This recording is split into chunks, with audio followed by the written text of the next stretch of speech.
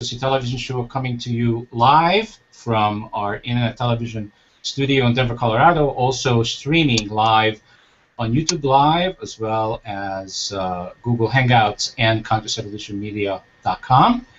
I am your host and your moderator, Coach Steve Toad, and the founder of Conscious Evolution Media. And I'd just like to also announce that Conscious Evolution Media is celebrating Living Consciously TV. This is a show that's now in its 10th season. Yay! And it's been going on for 3 years, and it's been getting, every time we have a show, we say it's better than the last one, and I don't know when that's going to stop. So hopefully never. So our theme today is how experiential recycling can accelerate personal transformation and expand consciousness and awareness. And our guest today is Charlie Emery, joining us from California. Welcome to the show, Charlie. Thank you so much. You look outrageously good. I don't know. It's wonderful. Are you getting all flustered there, Steve? He's getting all flustered.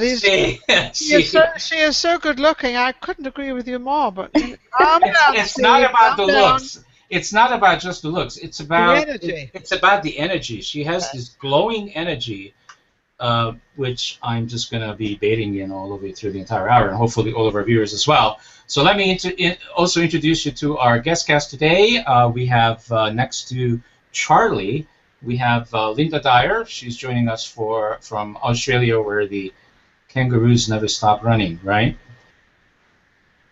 Do they ever stop running? Don't know. We lost Linda. While she's thinking about answering that question, I'll introduce Ninan, who is next to Linda.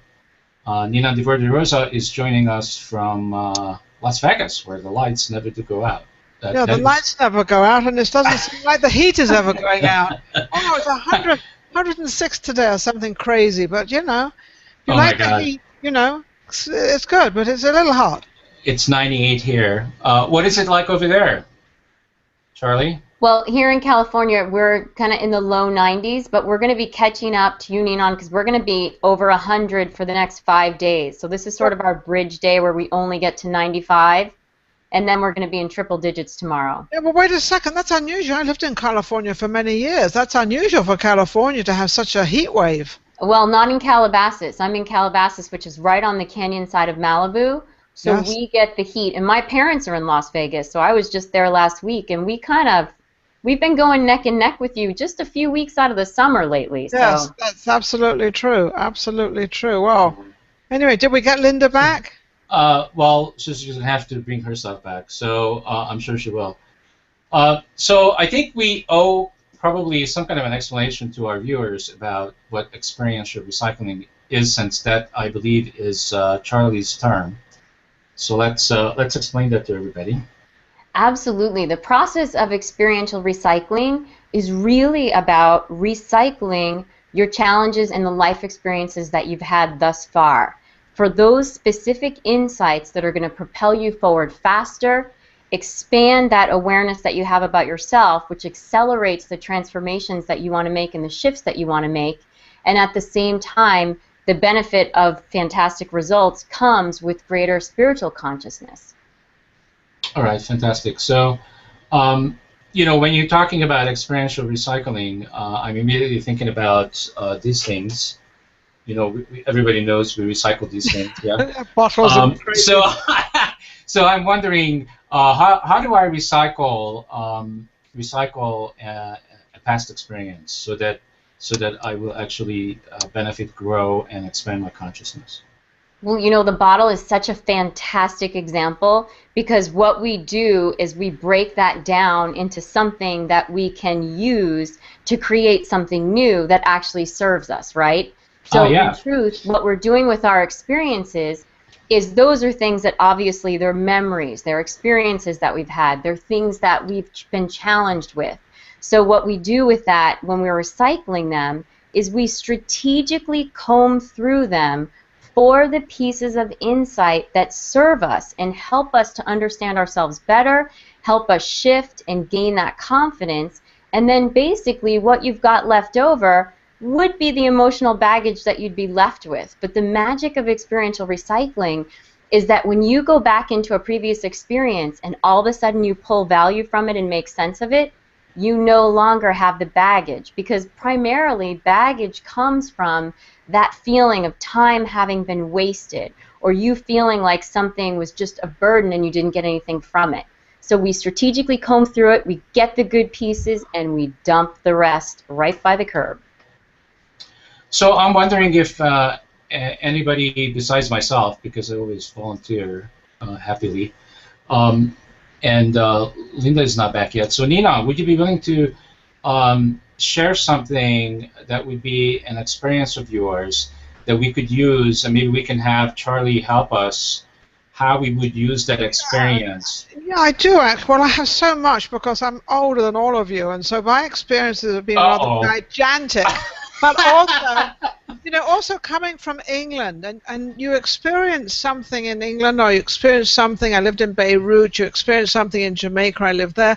So you go around, and listening to you, Charlie, you go around, you suddenly grasp this, because I've never heard of this expression before, so this is all very new to me, but it might not be new as of not knowing the phraseology you're using.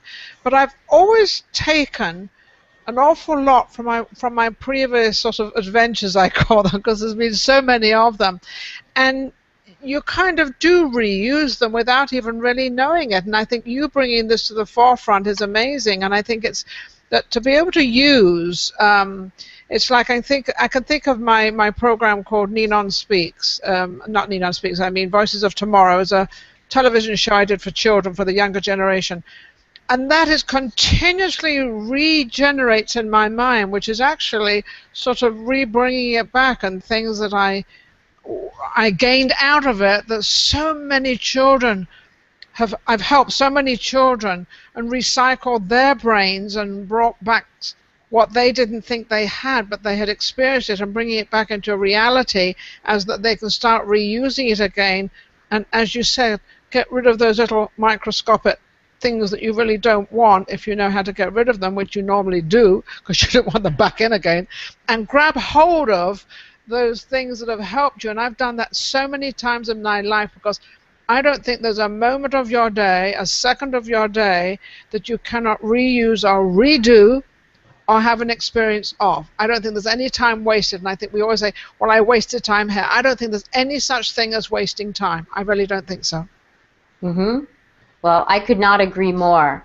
And that term came out of something that it's really just what I called it, because I organically came upon that process myself after repressing a trauma for 7 years and not being able to find somebody who would sit down with me. I already had gotten this insight that I had told myself I could no longer be me or live the life I was going to have.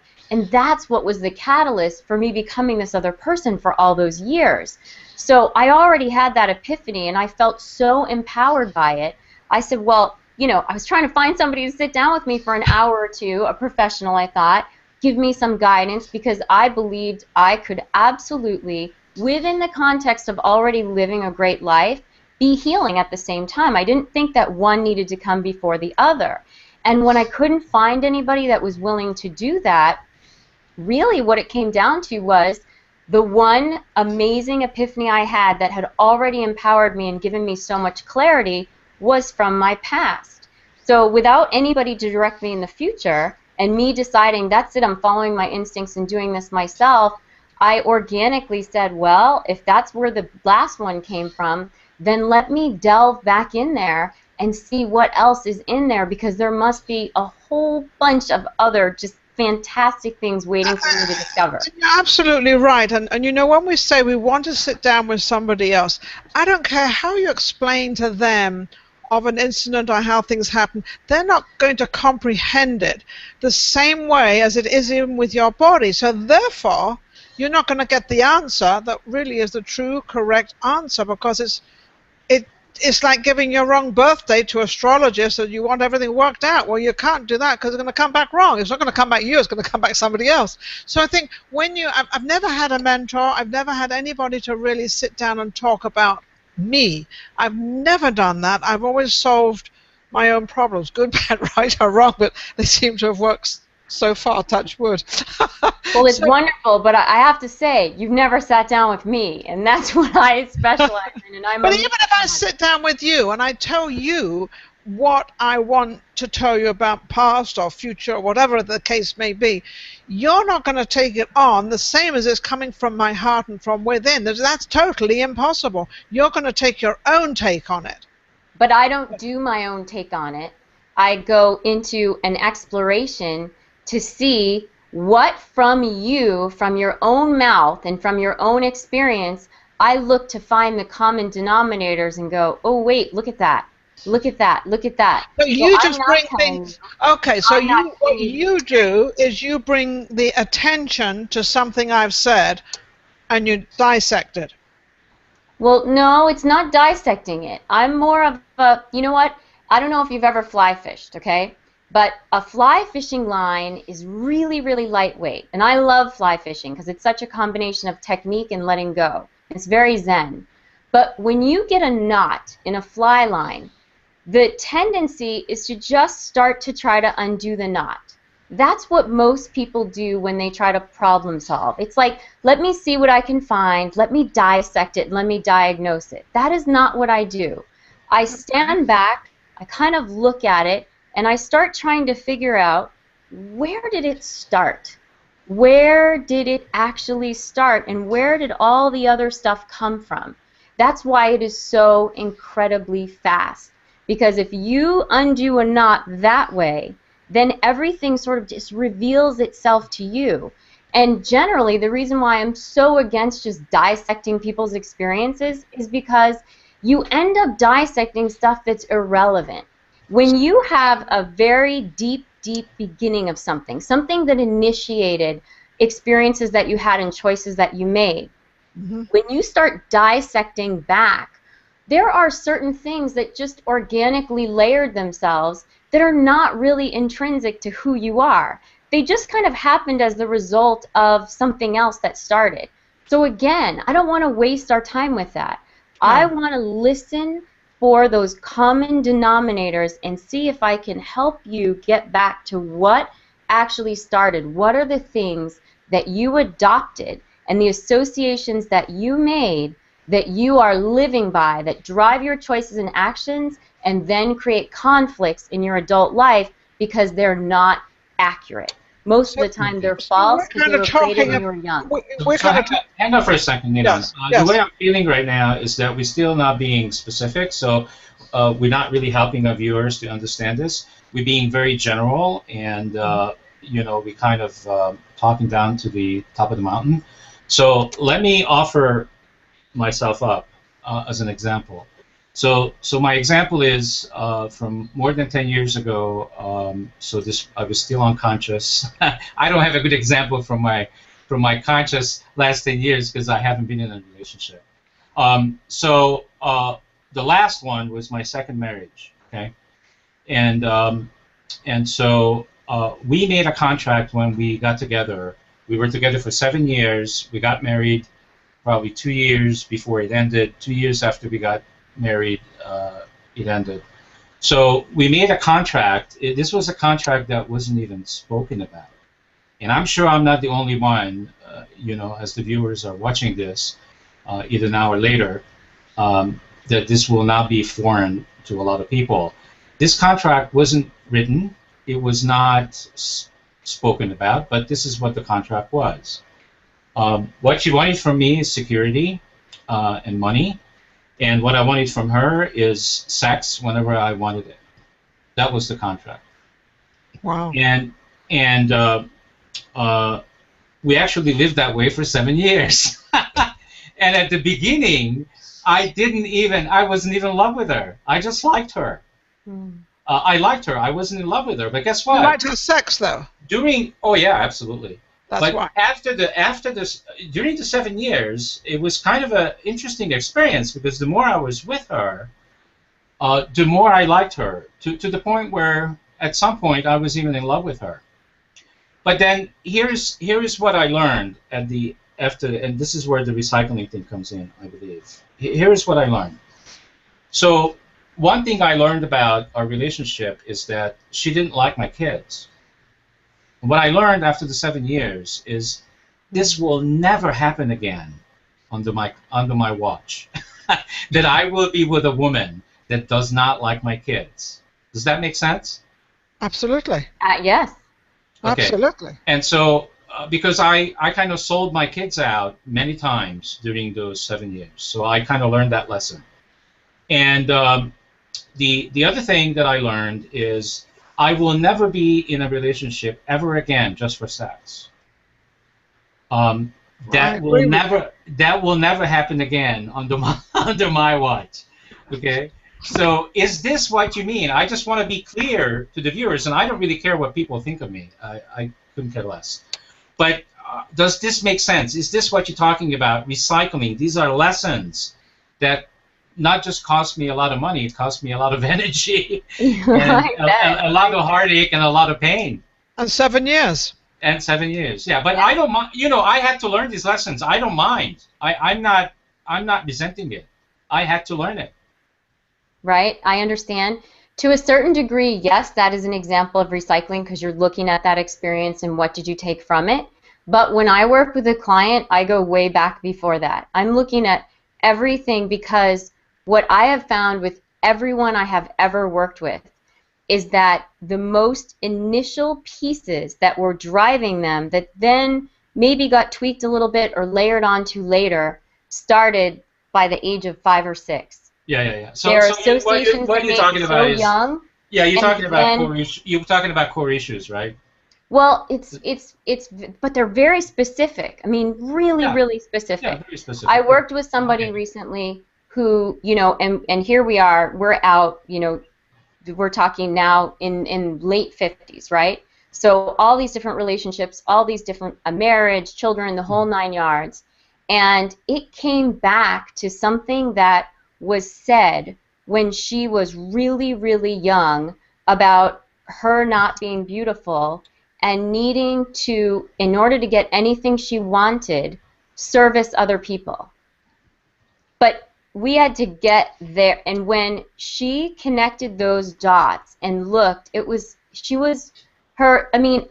changed, her coloring, everything, because this had manifested in a lot of different ways. But I started to see, okay, there it is, there it is, there it is, there it is. And that's what I'm looking for, is all the common denominators that keep on pointing to, here's the source and here's where it's gone.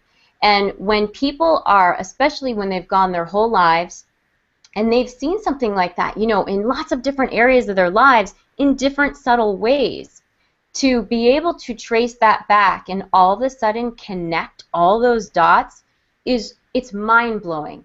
Because the other thing that it does is it gives them such a sense of relief and understanding that guilt that they've felt sometimes over the years, like, what's wrong with me? I'm smarter than this. Why did I do this? Mm-hmm. It's gone because they realize, no, I was following a mandate. It's just that the mandate was inaccurate and it was flawed, and then they're in the position to shift it. Let me ask you a question. Why do we always keep going back? And we do this, everybody seems to do this. We go back to when we were 5 and 6 years old, that something dramatic happened.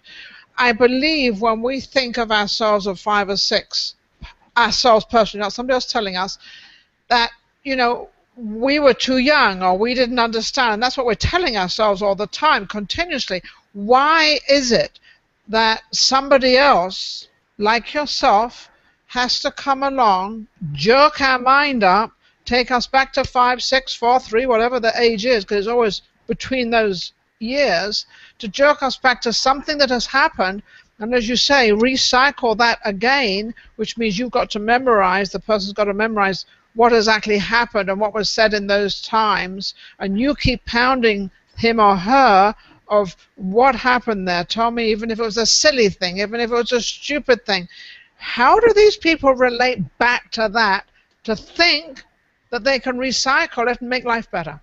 Well, here's the whole thing. In my world, there is no pounding. There's no pounding, there's no memorizing, no, there's no nothing. No, not you pounding. The person pounding themselves back, not you pounding. Right. The person that has the problem is pounding back and finding what was said, what was done, how was it done, how was it said. They don't know because it's 5 years old. Think, well, nothing happened when I was 5 years old. I was only 5. Yeah, but it sounds like you're kind of coming from a more clinical or therapeutic standpoint. My work is very organic, so I'm not book taught.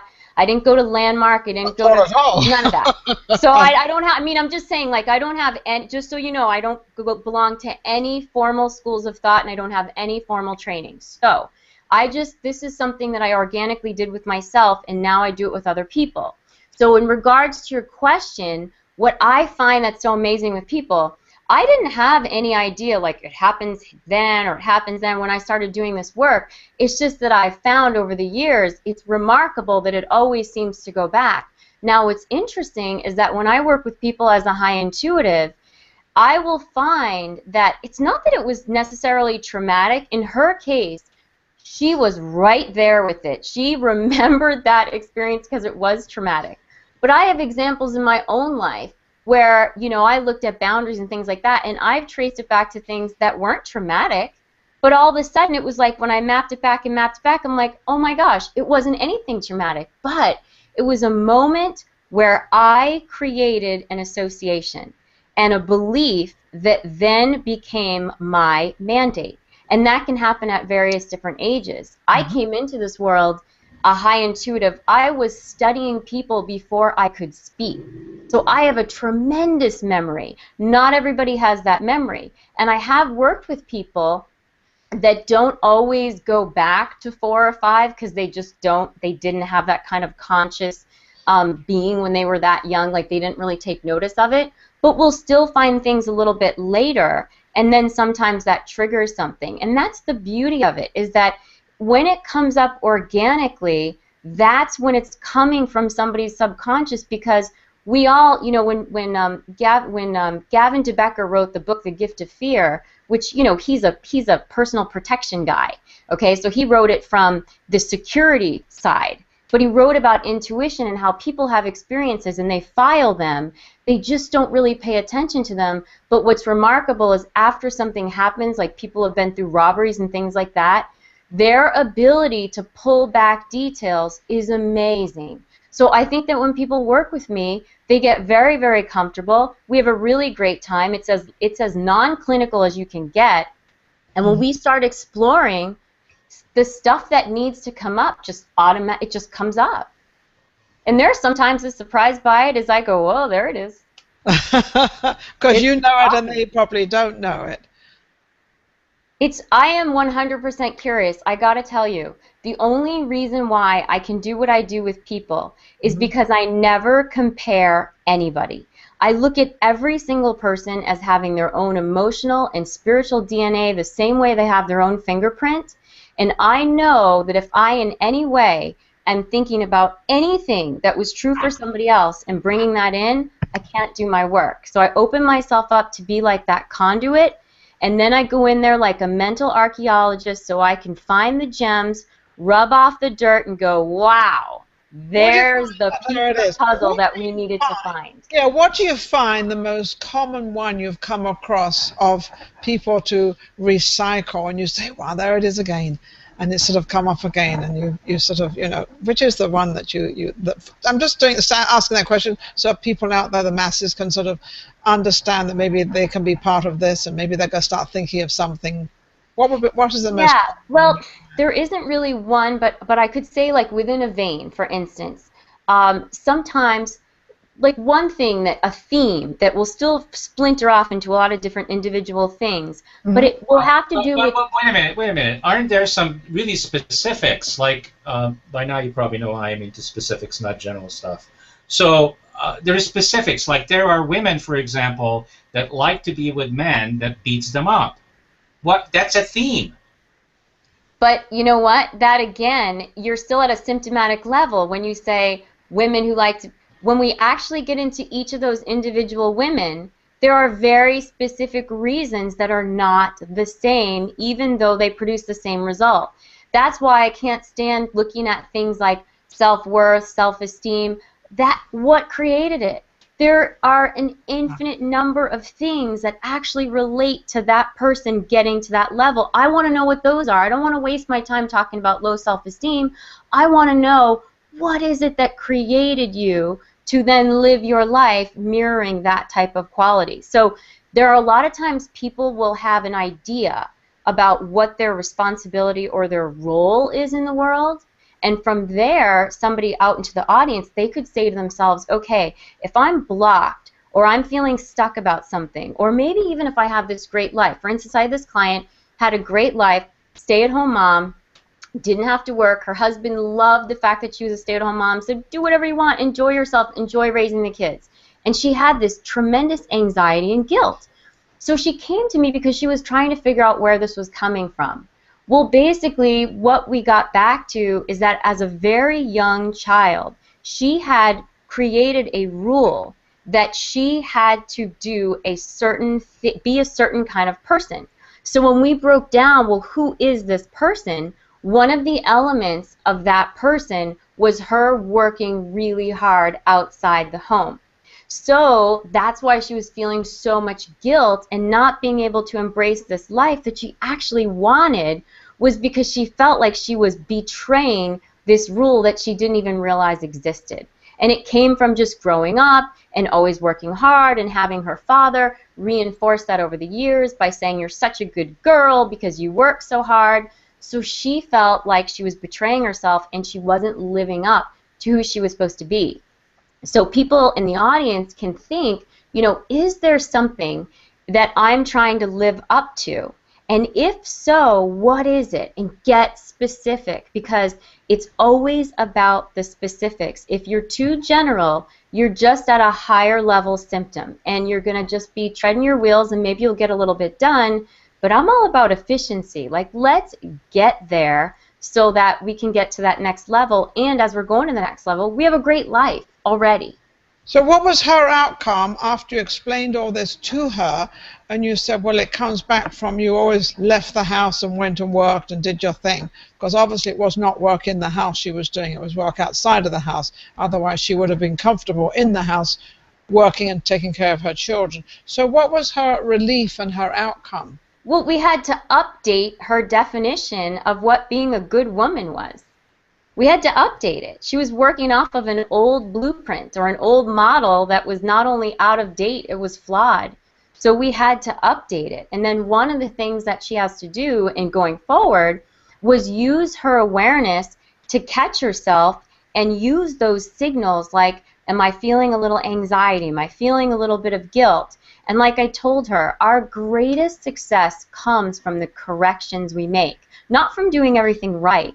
So the best part about being able to shift in this way is you can do it so quickly, and every single time you catch yourself with that old habit, because it is reflexive if it's been there for a long time, every time you catch it, you use your awareness to remind yourself, whoa, this is where that's coming from, this is where I am. You reposition, and every single time you do that, you're improving your personal awareness and expanding it, and at the same time, you're making that old habit less and less reflexive, and the new one begins to take over more and more. But you're getting results nonetheless throughout. Yeah, this what you're doing is a great thing for parents that have got kids that are about 20, 25, because the parents, we're always got this 20-year difference or 25-year difference between parents and children, roughly. So this would be great for the older people to start recycling their minds and cottoning on and changing of what their children are doing today, because their children did not know what they did 25 years ago. They had no idea. So it's good for an older person to start recycling their mind of what's going on today and dropping all those old things and using part of those old things and bringing them into the new. Would I be correct on that? Yes. In fact, that's probably one of the greatest benefits that people who come to see me get, because when I work with someone who is raising children, when I am helping them with improving the dynamics that are going on in the home, especially if it's a woman or a man going through depression, going through marriage problems, if I'm working with couples, I am also able to come up with some ideas of what those children could be drawing conclusions about and making false associations with, and be able to say that to the parents and say, this may not be 100% accurate,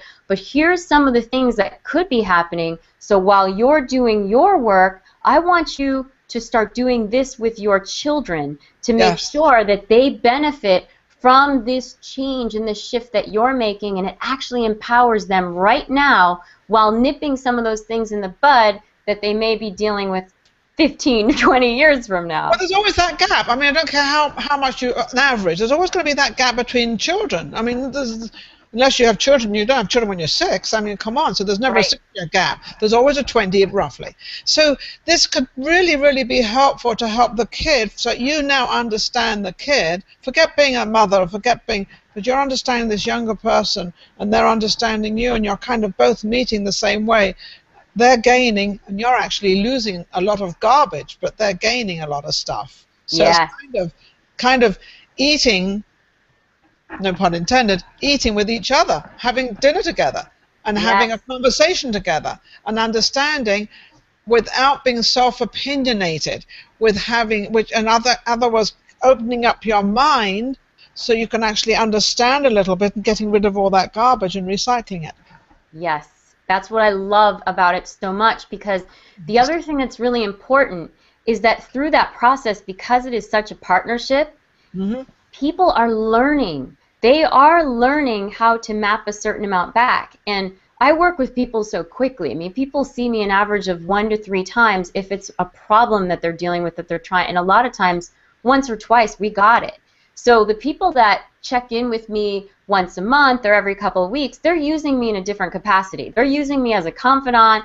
They're high-profile people that are stressed. They want a place where they can just talk about stuff that's going on and know that if I hear anything that needs their attention, I'm going to say, great, they're going to get to vent, but I'm also going to make sure I'm keeping them on path and pointing out anything that I want to make sure they don't miss, so that they really are staying on target what they want.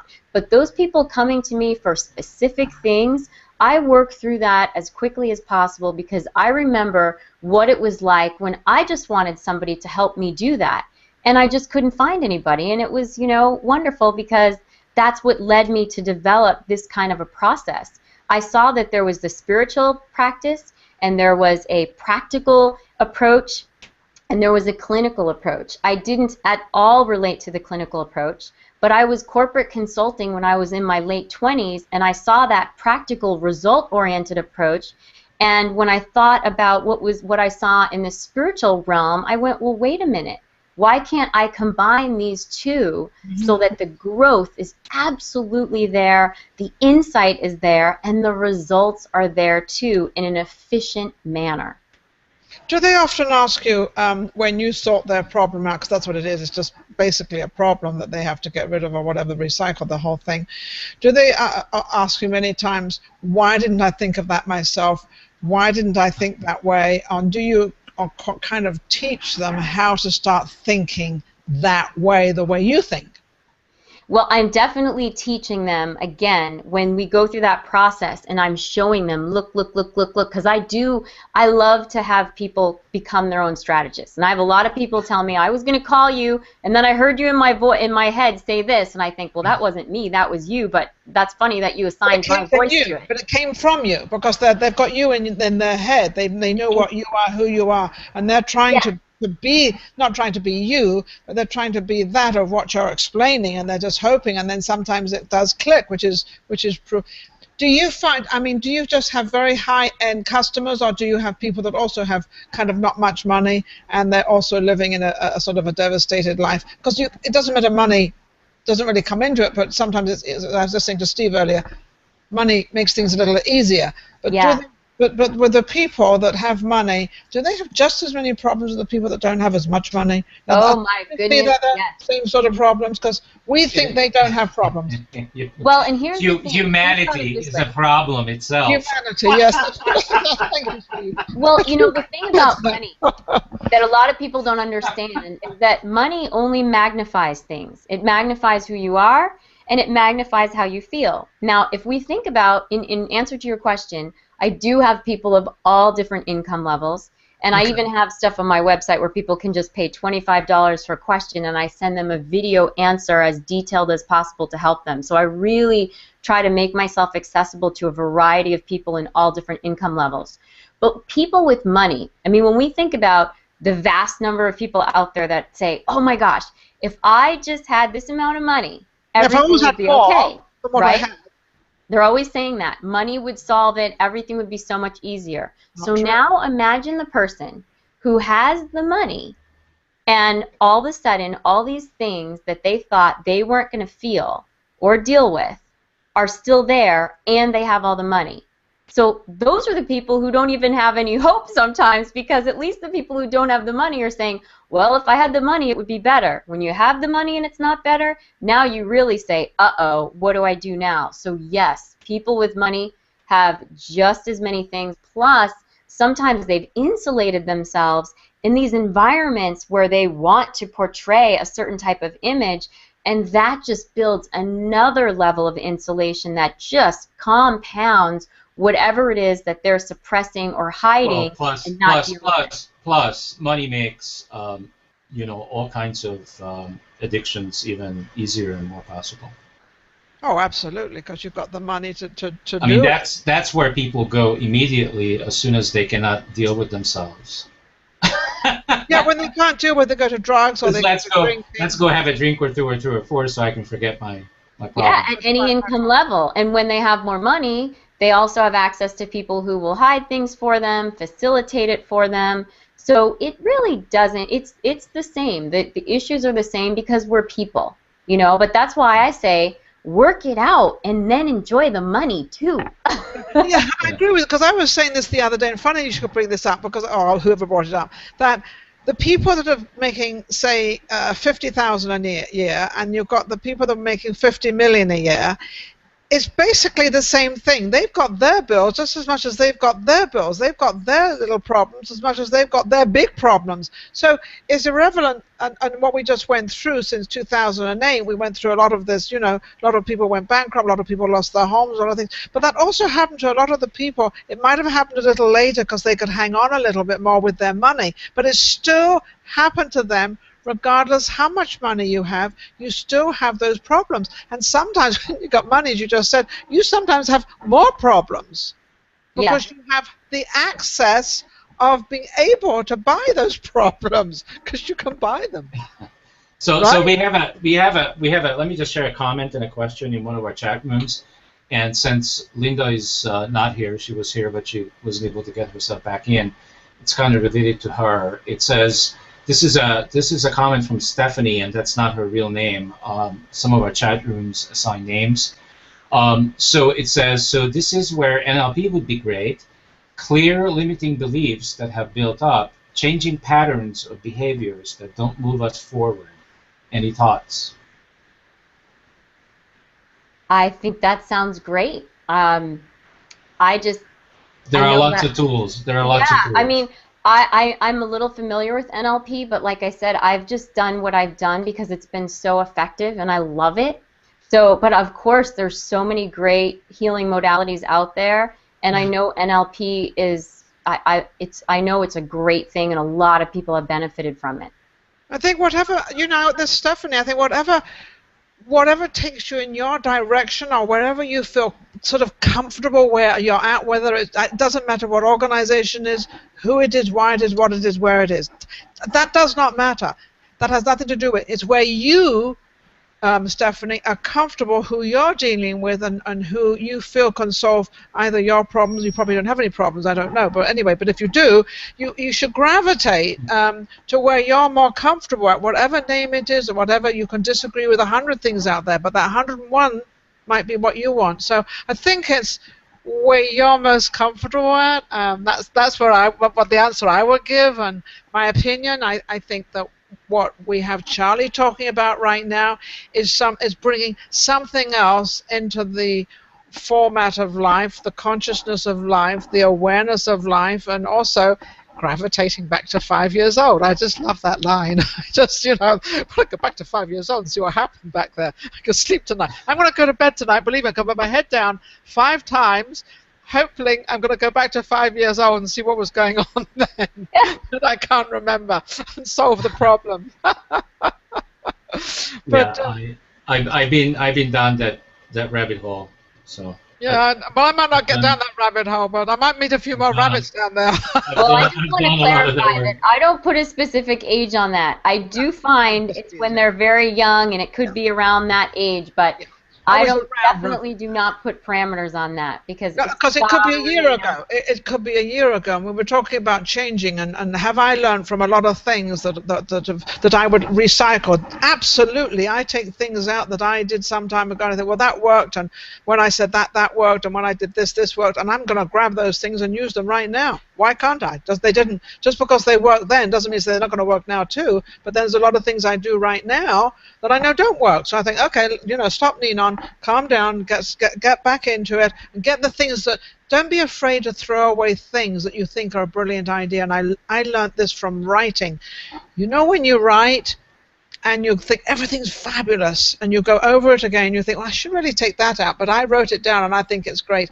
Never be afraid to take it out, because it seems to clear the whole thing up and make it read much better. But when you're afraid to take out things that you've put there and you think they're so great, never be afraid, and I'm a writer, never be afraid to take some things that you thought were so great, take them out and throw them away and put something else there. Don't be afraid to throw the whole thing away either. I'm a writer too, and I got to tell you, there's times when I've just forced myself, which I don't do anymore, but I used to force myself to write something that I needed to write, and then the next day I'd proofread it, and I'd rewrite the whole thing in like an eighth of the time, and it'd be fantastic, and I'd say, gosh, I should have just gone out yesterday and had lunch with friends.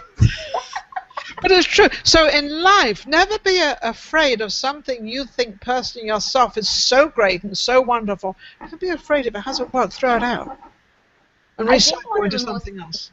I think a couple of the most important things that really ring true that I always share with people is, number one, you've got to have a sense of humor.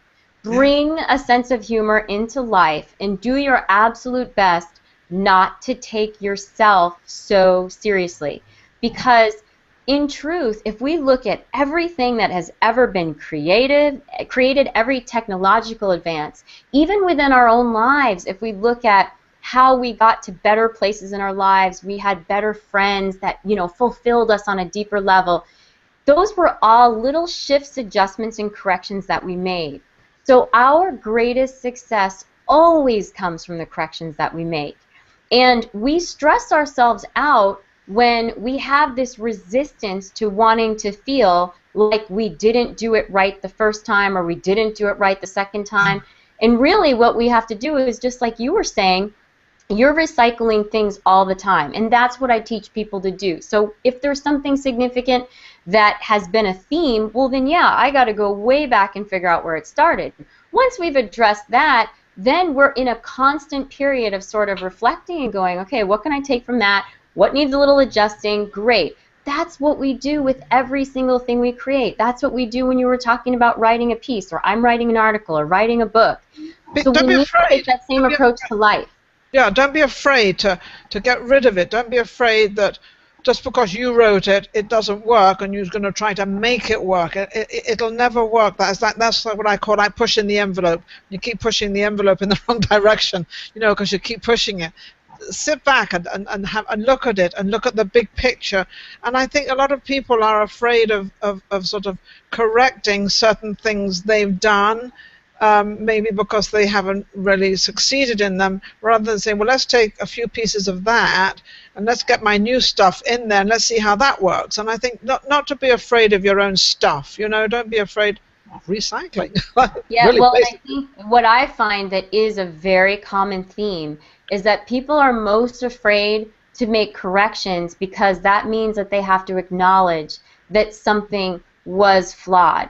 And we're all flawed. Like, that's the point. Of course we are. And if we bring in a sense of humor and just say this is who we are, then we don't have to feel like making that correction and acknowledging that, yeah, I need to make the correction says something negative about you. And that's the problem that I see. If there's something I see over and over again, that is it. And we got to just pull that ego back and say, look, if you can really accept the fact that we are who we are, we weren't supposed to come here and do everything right, and then we can bring in that sense of humor, then we can laugh about it and say, wow, okay, yeah, I don't know what I was thinking back then, but at least I got it now, and move forward. Otherwise, you end up on the hamster wheel of guilt or regret or Yeah, self-criticism. absolutely.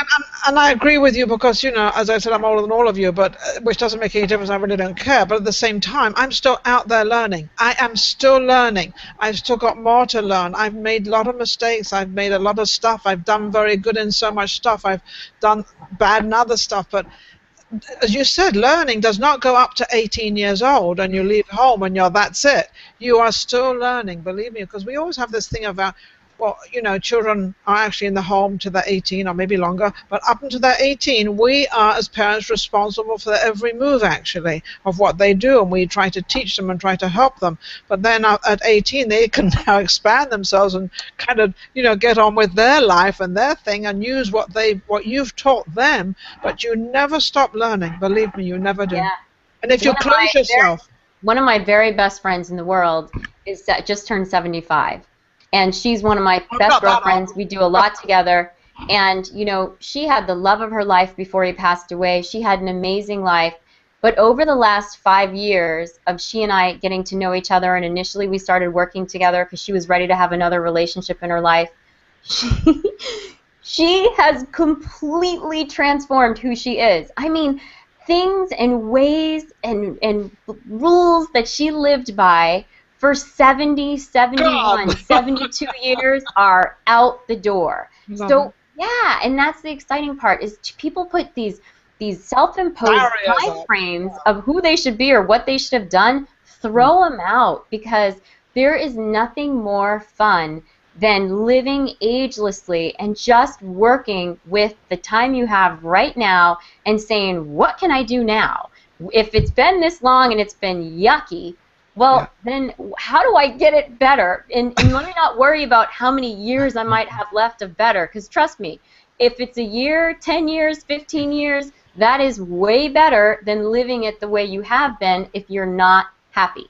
I'm funny you should say that, because as I was just saying, I was writing these sonnets, and one of my things is Shakespeare, move over, I'm coming along, here I come, because he was famous for his sonnets, so I say, hey, move over, guy.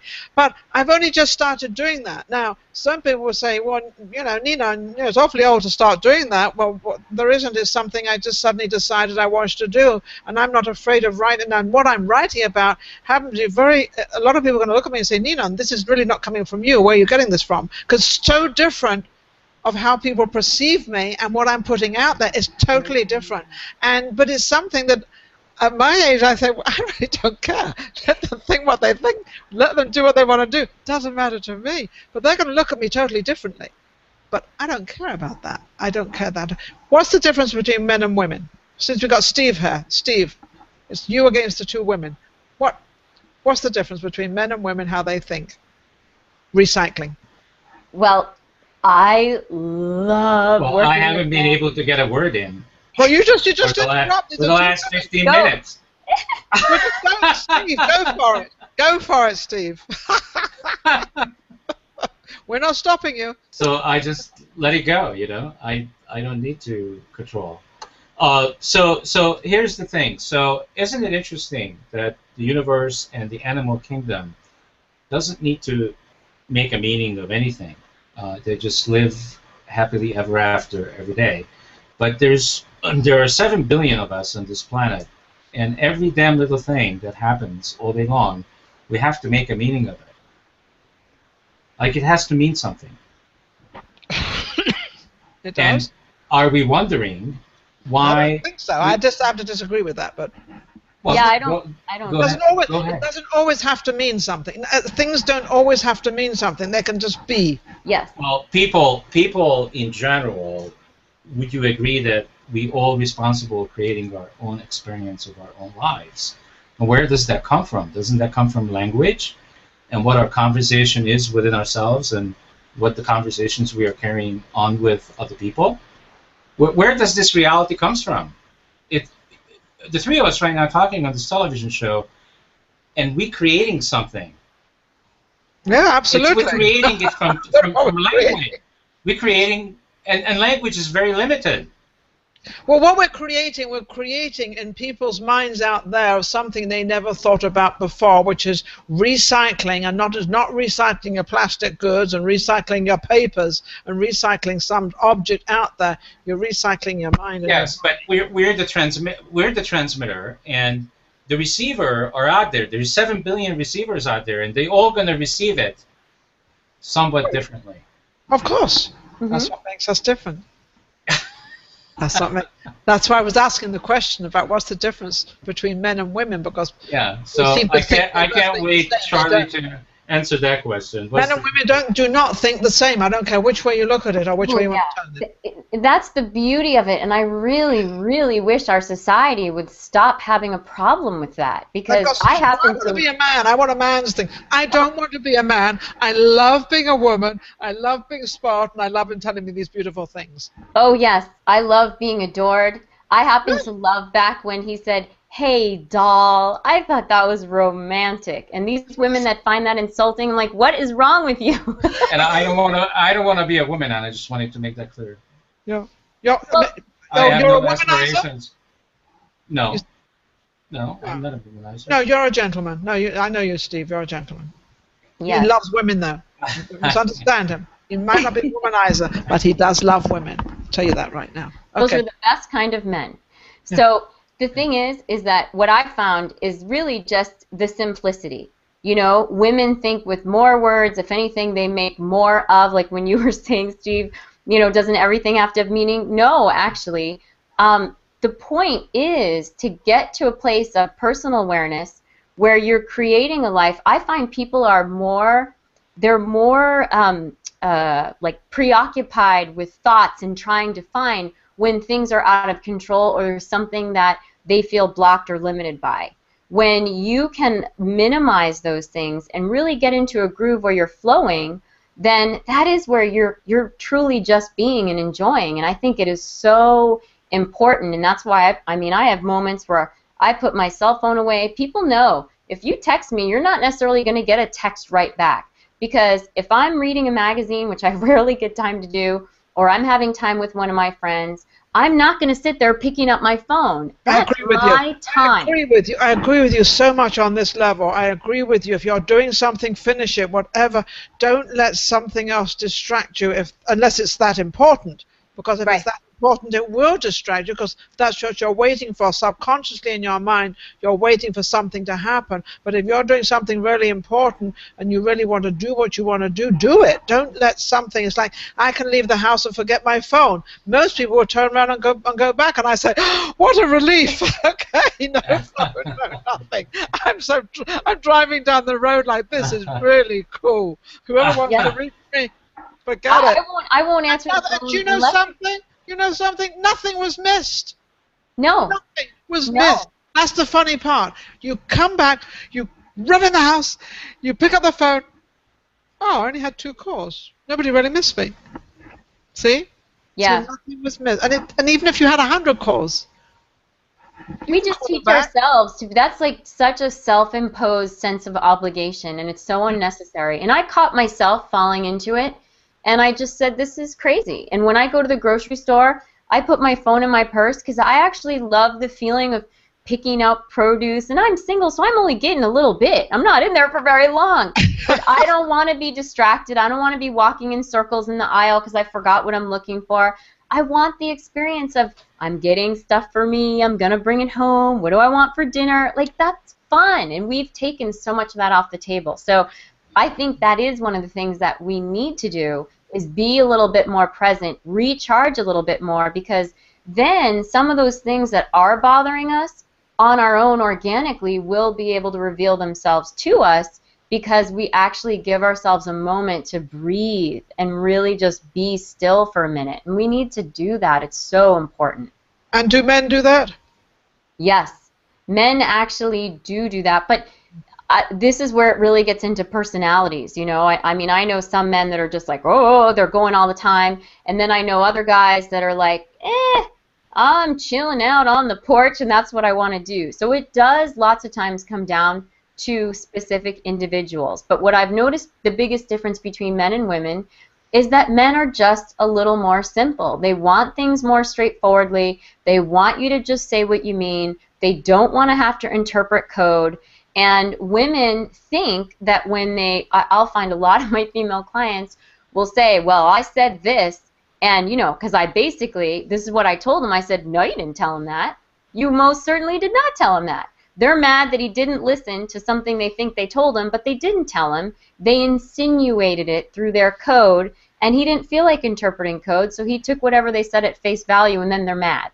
So, you know, really, men are great. Just be straightforward, be honest, and say what you mean, and ask for what you need directly.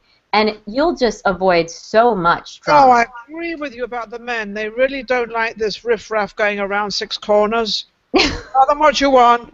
Tell them, and I've noticed that a lot. And that's actually, I was married for quite a long time, and that was a relationship I had with my husband. There was no in-between stuff. It was just, you know, this is what it is. We're doing this, we're doing that, we're going here, whatever it was never sort of, well, if I asked him it this way, I might get this out. And never that, never. And it was easy. It was so easy. It was it was fun. It was exciting. It really can. You're referring to like manipulation? Yes, manipulation. Yeah, yeah. Well, women do that. Well, if you know, it's I don't know. They're just different. So, what would be a lovely example to give a majority out there of something that they could sort of tag on as to recycling their mind of something that really be so common out there that would be easy for them to do? Well, let me see. What would be a good example? Well, okay. Let's say, well, I'll give you an example from the relationship realm, because this is something, you know, we have a lot of divorce out there, and this is something that can be kind of difficult in a divorce. And I went through this because I was very close to my husband, and we had some things that really were not about the two of us and how we related to each other that led to the divorce. It was external stuff that was beyond our control. Still, I was pretty stressed, and I was really ready to let go of that marriage. So sometimes when people are going through a divorce and they know that it's the absolute best thing for them to be out of that relationship because it's either toxic or it's just impossible and they can't seem to make it work, they will get out and they'll have this feeling of yes, and they will feel a little bit of like sometimes afterwards in their minds they think I should be really excited, I actually am excited, and yet they don't have the same kind of emotional matchup with what their intellectual thoughts are saying. And one of the things to really look at is sadness, because in a lot of people that are going through breakups and divorces where they know they want to be out, they miss the fact that they're actually sad because it's a death. They may not be sad about breaking up with that person or about getting out of that specific relationship, but it's still a death. And very few people enter a relationship wanting it to end, especially a marriage. I mean, you really expect that it's going to go the distance. And so that's one of the things that, you know, for people out there that are going through some sort of breakup or they've already gone through it. Isn't that just another belief, Charlie? Who says that any marriage has to be a certain distance? Who says? Well, I don't necessarily believe that that's how it has to be, especially in the time that we're in now. See, we live in a fishbowl now. So we think about when people got married many, many years ago. Well, the process of personal growth was very different, because you think about it, we grow from everything that we're seeing. And now we live in this fishbowl. We have all this stuff on television, the internet. So we actually have things externally that are speaking to us and awakening things within us on such a rapid level. And I actually think that more people, if they really understood that and were a little bit more communicative about the changes going on with each other, might actually be able to sustain that growth and still be able to grow together and have a relationship. But it happens so fast now, and it happens so individually, because there is this sort of a clash between this rapid growth today and these old ideas that say we've met, we've gotten married, we've had kids, we're familiar with each other, and this is just how it goes, and this is just what it is, and we just stay together. So that whole thing about until death do us part has to be transformed? Well, I think the greatest gift that anyone could ever have, honestly, is to know or believe in their heart of hearts that no matter how close they think they are to their partner, that if that person is not happy, they could leave. Yeah, That's I also it. think. Yeah, I also think that a lot of them should not listen to either side of their friends. I think they should be more in tune to their other half, and actually, because sometimes other women can destroy a marriage because they really want that girl to Oh, be. they run to their girlfriends and have all Yeah, these and that discussions. sometimes, and I think I would definitely say, do not run to your girlfriend. Try to sort it out between you and your husband, because there might be something there that is so delicate that neither one of you have really got to. And I think if you really sort of, turn the televisions off and turn the friends off, and just don't be afraid without an argument, but don't be afraid, because I did this all the time. Don't be afraid to just sit and talk and just bring something up and say, I know we've got a little bit of a problem here, but why do we have this problem, and what is the? Don't be afraid to talk to each other. I think that's probably. I think it gets too much of a, and everybody gets to, and one slams out, and one walks this way, one walks that way. But try to sort of ease it a little bit, because there definitely was a time, or a long time, that you fell in love, you wanted all this stuff, and you got married. So that you definitely had that connection at one time. I'm trying to find out who destroyed that connection, or what came in that destroyed that connection, and recycle it. Yeah. And just like I was talking about people making associations when they're growing up that then complicate them being able to live an authentic life when they get older, well, the same thing happens when you're talking about relationships and that conflict resolution aspect.